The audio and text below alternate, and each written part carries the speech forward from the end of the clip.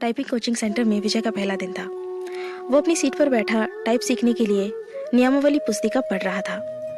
तभी उसकी निगाह अपने कैबिन के गेट की तरफ गई। कजरारे नैनों वाली एक सांवली सी लड़की उसके कैबिन की तरफ आ रही थी। लड़की उसकी बगल वाली सीट पर आकर बैठ गई, टाइपराइटर को ठीक किया और टाइप करने में मशगूल हो गई। विजय का मन टाइप करने में नहीं लगा। वो किसी भी हालत में उस लड़की से बातें करना चाह रहा था।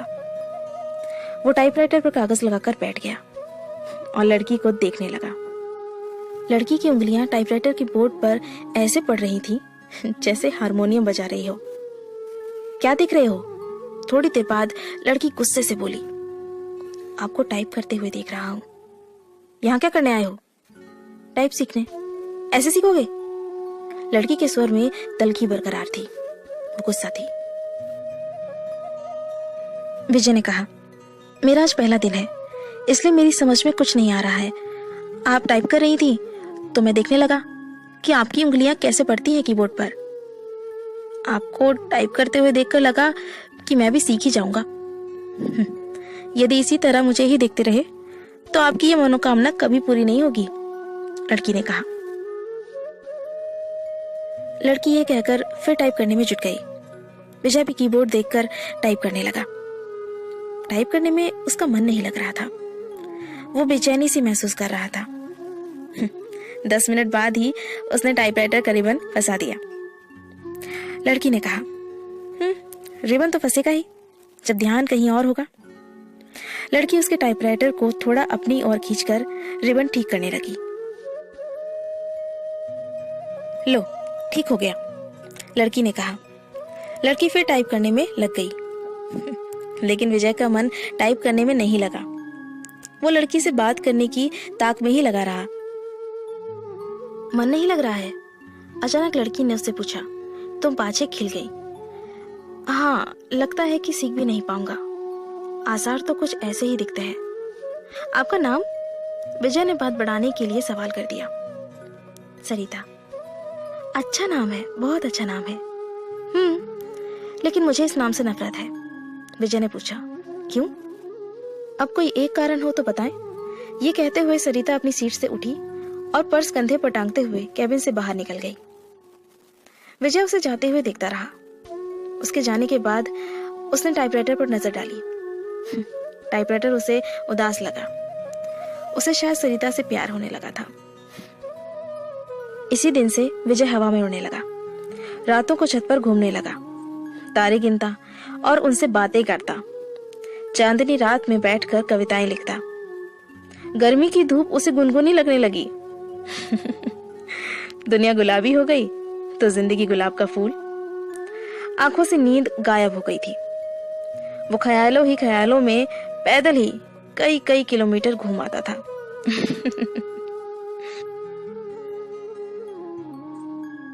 अपनी इस स्थिति के बारे में उसने अपने एक दोस्त को बताया तो उसने कहा, तुम्हें प्यार हो गया है।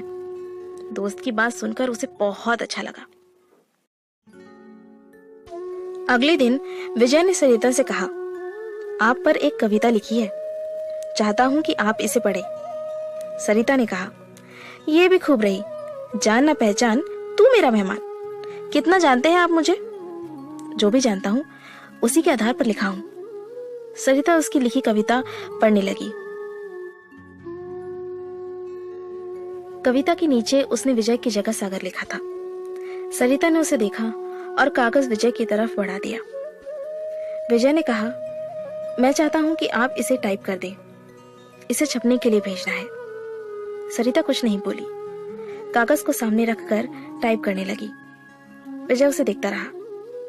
इस बात का आभास सरिता को भी था कि विजय उसे ही देख रहा है। लेकिन उसने कोई विरोध करने की बजाय उससे पूछा, आप कवि हैं? हाँ, बनने की कोशिश कर रहा हूं। कवि भगौड़े होते हैं, सरिता ने उसकी ओर देखते हुए कहा। उसकी इस टिप्पणी से विजय सकपका गया। सरिता ने फिर कहा, कवि अपने सुख के लिए कविता रचता है। रचते समय वो कविता के बारे में सोचता है, मगर उसके बाद वो कविता को उसके हाल पर छोड़ देता है। कविता जब संकट में होती है तो कभी कविता के पक्ष में खड़ा नहीं होता। विजय ने पूछा, ये आप कैसे जानती हैं? मैं समझती हूँ कि आदमी की जिंदगी भी एक कविता है। मेरी जिंदगी भी एक कविता है। मेरी जिंदगी मुझे अच्छी नहीं लगती, इसलिए कविता भी मुझे अच्छी नहीं लगती।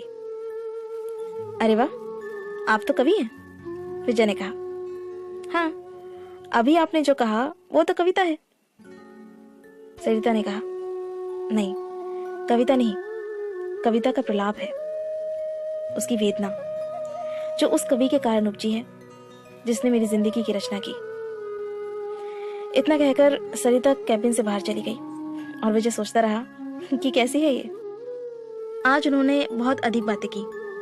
उनके वार्तालाप को देखकर टाइपिंग इंस्टीट्यूट चलाने वाली मैडम ने उनके पास आकर कहा कि आजकल तो तुम काफी खुश हो सरिता। बदले में सरिता केवल मुस्कुराई। विजय भी मुस्कुराया। तो क्या मेरे प्यार की गंध इसे भी लग गई, उसने सोचा। मगर उसके अगले दिन से ही 1 सप्ताह तक सरिता टाइपिंग स्कूल नहीं आई। विजय बहुत परेशान हो गया। विजय रोज आता रहा और निराश होकर वापस घर जाता रहा। 8वें दिन सरिता के आते ही वो पूछ बैठा कि 1 सप्ताह तक कहाँ थी, आई क्यों नहीं? जिंदगी में बहुत दिक्कतें हैं, कहते हुए सरिता अपनी सीट पर बैठ गई। विजय ने सवाल किया, क्या हो गया? मेरी बहन जो बीए कर रही है किसी लड़के के साथ चली गई। दोनों बिना शादी के ही एक साथ रह रहे हैं। ऐसा क्यों किया? उसका कहना है कि यदि वो ऐसा ना करती तो उसकी शादी ही नहीं हो पाती। विजय ने पूछा, मतलब? हमारे घर के आर्थिक हालात। इतना कहकर सरिता चुप हो गई। विजय ने कहा, मुझे नहीं लगता कि आपकी बहन ने गलत किया है। आजकल की युवा पीढ़ी विद्रोही हो गई है। वो परंपराओं को तोड़कर नई नैतिकता गढ़ रही है। समय के साथ सब ठीक हो जाएगा। सरिता ने कहा, हाँ, पर माँ तो नहीं समझती। हाँ, उनके लिए समझना थोड़ा मुश्किल है, लेकिन आजकल सब चलता है। हमारा समाज बदल रहा है। बिना शादी के साथ रहना पश्चिमी परंपरा है, लेकिन अब ऐसा हमारे यहाँ भी होने लगा है।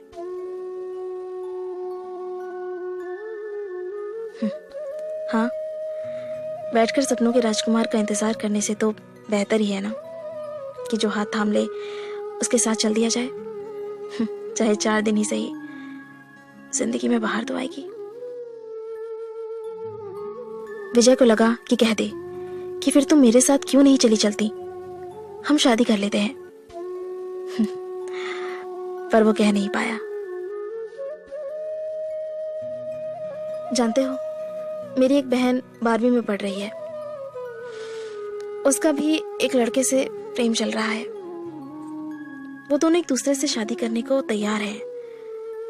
अगले साल बालिग होते ही दोनों शादी कर लेंगे। विजय के मन में आया कि कह दे कि अच्छा ही है, वो अपने आप वर खोज ले तो तुम्हें परेशानी नहीं होगी। वैसे भी 5,000 की नौकरी में तुम कौन सा राजकुमार उन्हें दे दोगी। अच्छा है कि वो अपने अपने प्रेमियों के साथ भाग जाएं।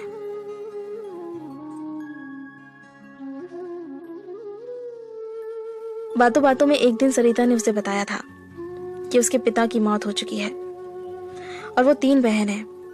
उसका कोई भाई नहीं है। बहनों में वही सबसे बड़ी है। वो एक ऑफिस में काम करती है और उसे 5,000 रुपये मासिक वेतन मिलता है। दूसरी जगह काम पाने के लिए टाइपिंग सीख रही है। मैं भी सोचती हूँ कि एक बहन ने जो किया ठीक ही है, दूसरी जो करेगी वो भी अच्छा ही है। जीवन यदि संघर्ष है तो करो।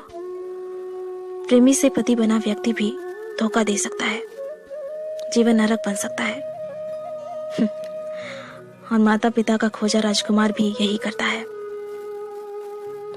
लेकिन मां नहीं मानती, सोचती बहुत है और तबीयत खराब कर लेती है। पुराने जमाने की है ना। मगर हद तो ये हो गई कि वो मुझसे कहने लगी है कि तू भी किसी के साथ भाग जा। मैं उन्हें इस हाल में छोड़कर किसके संग? सरिता रो पड़ी। विजय की समझ में नहीं आया कि वो क्या कहे और क्या करे। स्थिति को सरिता समझ गई तो खुद पर काबू किया और फिर से टाइप करने लगी। 10 मिनट बाद सरिता उठी और बिना बोले ही चली गई। विजय की इच्छा हुई कि वो उसके पीछे पीछे चला जाए, लेकिन वो बैठा रहा और उसे जाते हुए देखता रहा।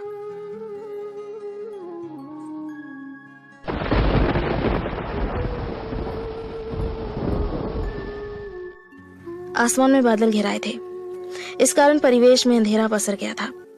रह रहकर आसमान में बिजली चमकती और बादल गरजते। ऐसे मौसम में भी विजय टाइपिंग स्कूल जाने के लिए तैयार था। वो सरिता से मिलना चाहता था। जब वो घर से निकला तो बूंदाबांदी शुरू हो चुकी थी। फिर भी वो तेज कदमों से टाइपिंग स्कूल की तरफ बढ़ने लगा। कुछ ही दूर गया कि बारिश तेज हो गई। सड़क पर चल रहे लोग भागकर किसी छांव में खड़े हो गए, पर वो अपनी मस्ती में भीगता हुआ चलता रहा।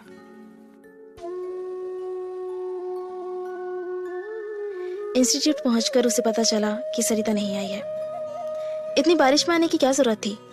मैडम ने विजय से कहा, आप नहीं समझेगी, सब समझती हूँ, लेकिन अब सरिता यहाँ कभी नहीं आएगी।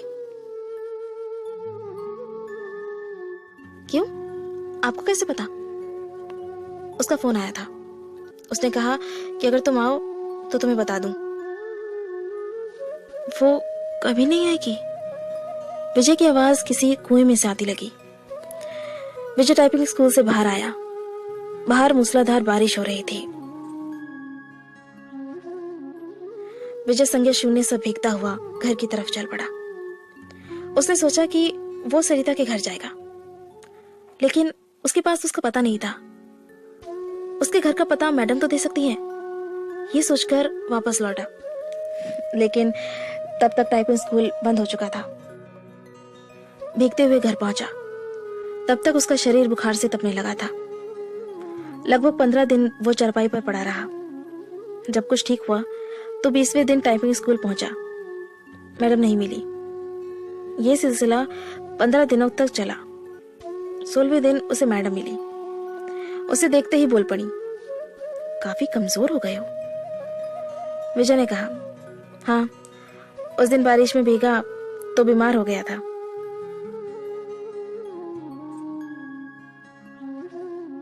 विजय ने मैडम से सरिता के घर का पता मांगा तो उसने एक कागज पर लिखा और विजय के हाथ में थमा दिया। मैडम को धन्यवाद बोलकर विजय चल पड़ा। वो आज ही सरिता से मिलना चाहता था। जब वो मैडम के दिए हुए पते पर पहुंचा तो वहां ताला लगा था।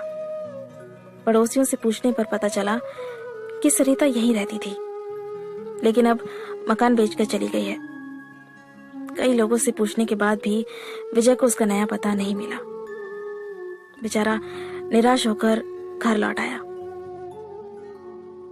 सरिता के इस व्यवहार से उसे काफी धक्का लगा। उसे कुछ समझ नहीं आ रहा था कि सरिता ने ऐसा क्यों किया। वो सरिता की याद में कविताएं लिखने लगा। एक दिन उसने एक सपना देखा और उसके भावों को कविता के रूप में कागज पर लिखा।